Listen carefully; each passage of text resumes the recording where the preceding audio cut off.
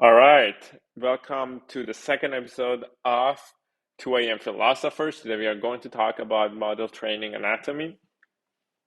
And basically, the motivation comes from the fact that I was trying to fine tune Llama to 7 billion on a specific task, and that required a great deal of memory. And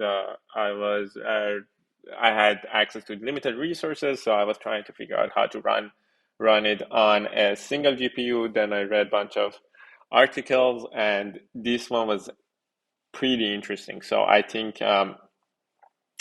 hopefully after this video, you guys have an idea why we need so much, VRAM in order to train something. And in the next video, hopefully I will also explain the techniques you can use to uh, train or fine tune a model on a single GPU. So let's get into it. So here in this collab, the first thing we do, we install a bunch of dependencies and load a dummy data set. Here, these functions are for calculating the GPU, but these don't matter. The first thing that you notice that right off the bat, the memory is 258 megabyte, the GPU memory needed for a bunch of mm, setups that are not necessary topic of this video. And then the second one, here you see that once you load even a simple tensor like to your GPU, it goes up in this case by 100 meg. But in this article, they talk that the main reason that goes up, well, in their case, 1 to 2 gig, is that now you're loading the kernel. Probably because we are using Colab, for us is 100 meg. But more interesting, once I'm loading the model, and the model that we're going to use in this video is Google BERT. And for the purpose of this video, you don't really need to know much about it, though I think a lot of you probably already know about it. But it only has 336 million parameters. It's not much with with today's standards, but that many parameters when loaded result in 1.6 gig of VRAM, and that's how much memory we are using. Now, once I do a simple training on our data set, you notice that all of a sudden we are jumping to 8 gig of VRAM. And so we jumped from 1.6 gig to 8 gig of VRAM. And you might be wondering why we need so much more memory when we're doing training.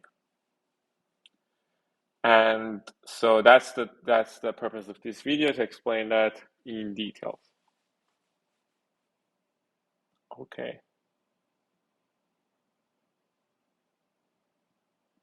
So let's get into anatomy of models. Well, first, operations. Bear with me. I include the operations just because they did. But I think the main, more interesting part is the model's memory that we get into shortly. But there are really 4 different types of operation that we do when fine-tuning the model. Matrix multiplication, some sort of normalization, softmax, all that, dropout, residual connection, element-wise operators, and so just a quick tangent for those of you who don't know what layer norm is. It's basically a function that takes in two parameters, and its main objective is that we want to normalize the activations because they can take a wide range of values, and we don't want, a big step just because the activation value was large. We want to have we want the training to be more stable. And so the two parameters it takes are the x prime, which is basically the encoding of our token plus positional encoding, and the out, which is the matrix output of the multi-head attention. These are explained in another video. This is definitely worth watching if you don't know what I'm talking about. But it is it's similar to any other normalization, but it has two extra hyperparameters. All right, so now the more interesting stuff: anatomy of models memory. So we have 6 different components that take the GPU memory: the model weights, the optimizer states, the gradients, forward activation set for gradient computation, temporary buffer, and functionality specific memory. So let me quickly go over each of these. So for the model weight, we all know what that is. Optimizer state could be Adam. Then we have the gradient, which we need. Let me quickly do one thing. I wanted to have some break statements here. Okay. It was a little bit annoying. Now it's much better. All right. Yeah, sorry. So, and then forward activation. And you might be wondering why we need forward activation. And the reason is outlined here. It's a bit of a tangent. I think most of you already know, but it could be interesting to take a look at. So let's imagine that our loss function is a simple loss function when we have the actual minus unit of prediction squared, right? And where the prediction is some sort of an activation function applied to our weight matrix multiplied by x. And here we define x to be the weight matrix of the last layer multiplied by the output of the last layer. So in order to calculate the gradient, so the gradient of loss with respect to the last layer weight matrix, which here we define to be WL, we apply the chain rule, and we say if we change the prediction, how much does the loss change when we change the prediction just a little bit, and how much the prediction changes when we change the last layer weight matrix just a little bit. And so the first part, the loss over the prediction, is defined here. Let me also add breakpoints here.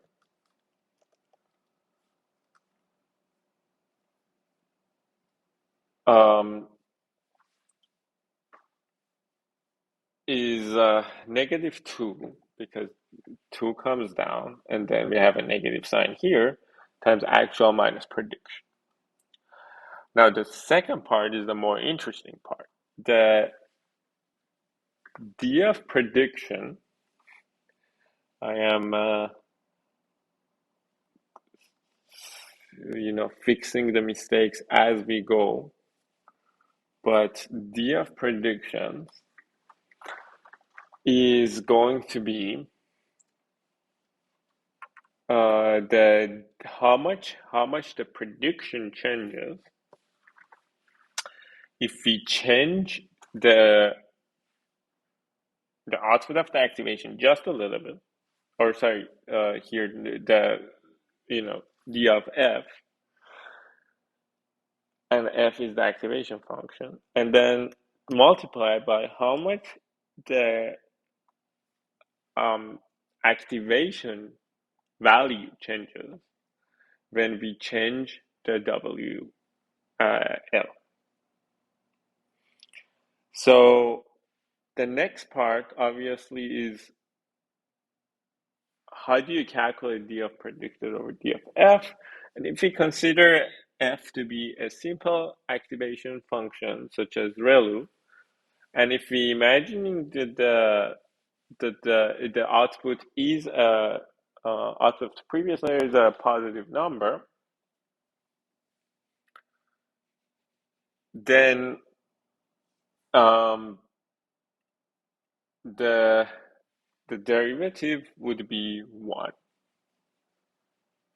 I'm sure you all know what ReLU function is, but it's simply the x value when it's positive.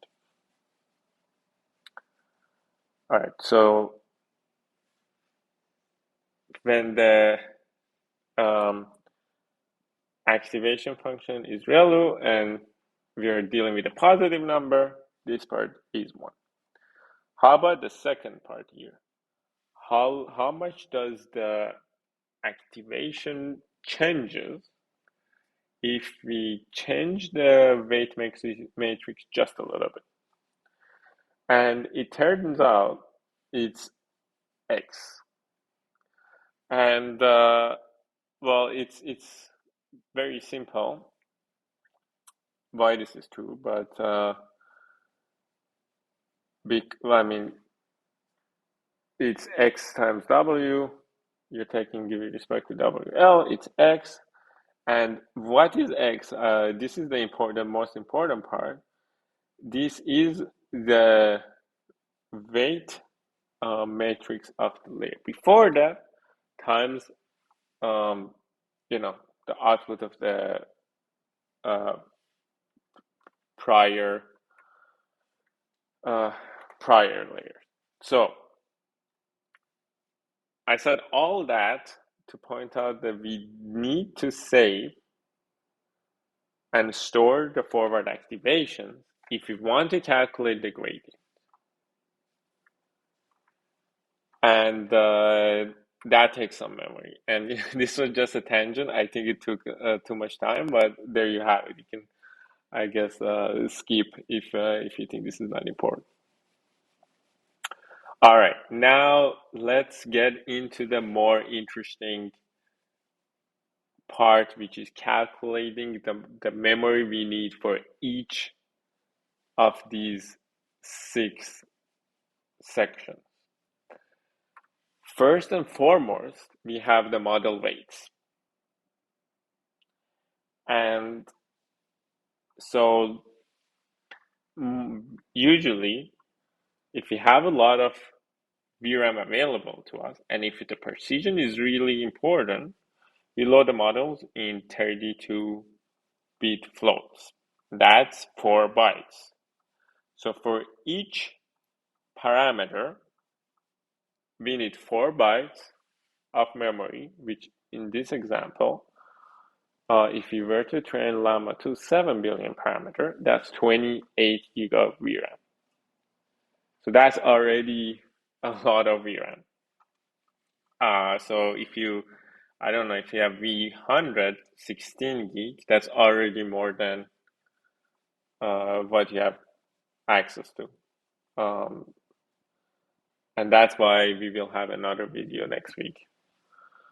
But we need way more than that. We don't need just we need to also store the optimizers state. But before going there is a technique that is used called mixed precision. and it speed up the process. And I'm going to talk about that next week, but very briefly, if we can sometimes calculate things in 16-bit, uh, float 16 to speed up things. But if we want to do that, we need to store both the 32-bit parameters at some point in time. We will have both the 32-bit parameter and the 16-bit parameter. And so when you add them up together, that would be 6 bytes per parameter, and that would, even increase the RAM we need just to store the model bits. But way more than that, the optimizer state takes, if you use normal ADAM-W, 8 bytes per parameter.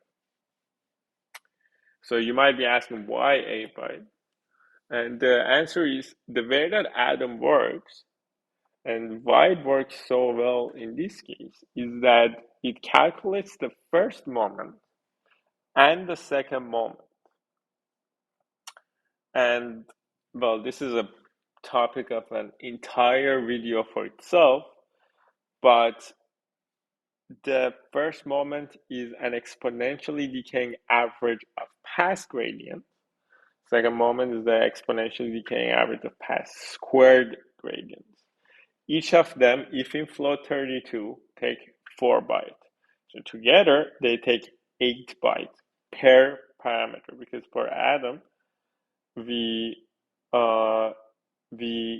per parameter learning rate.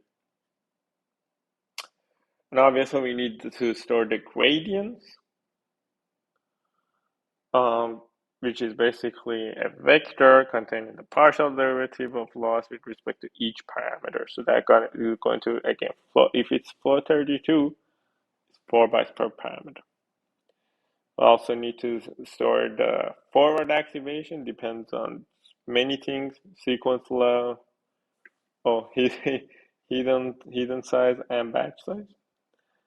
And some functionality specific memory. So let's say you might need to do beam search, that requires memory as well. And so another quick tangent, beam search, for those of you who don't know, sometimes you don't want to just take the, best, most probable next token. You would consider two paths. You say, okay, A and C are my top two.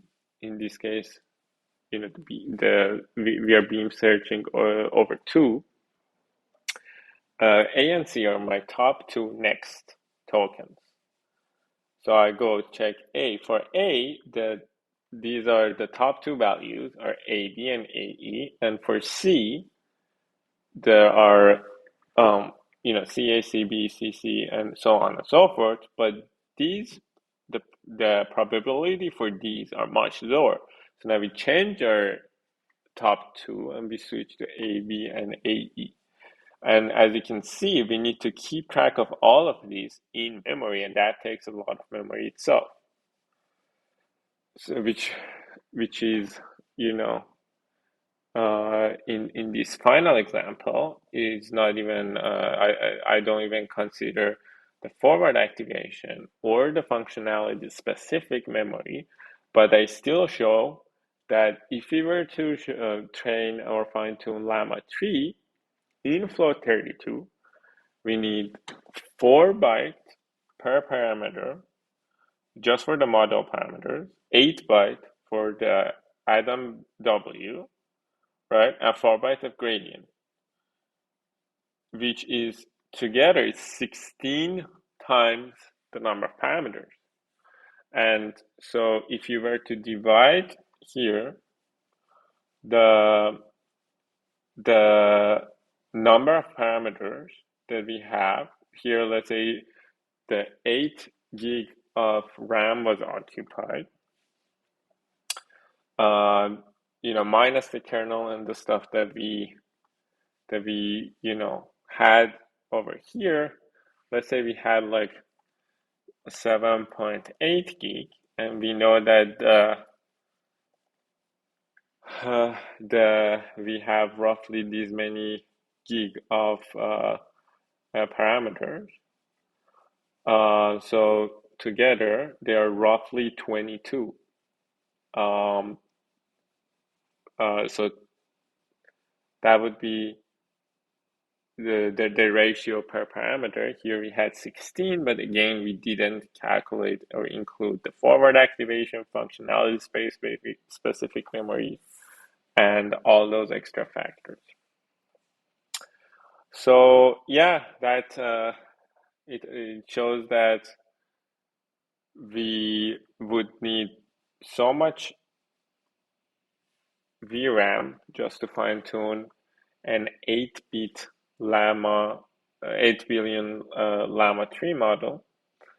And for most of us, we don't have access to that much VRAM.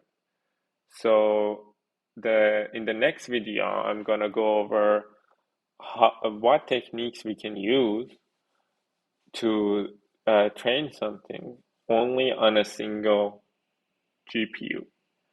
And stay tuned. Thank you for watching. See you later.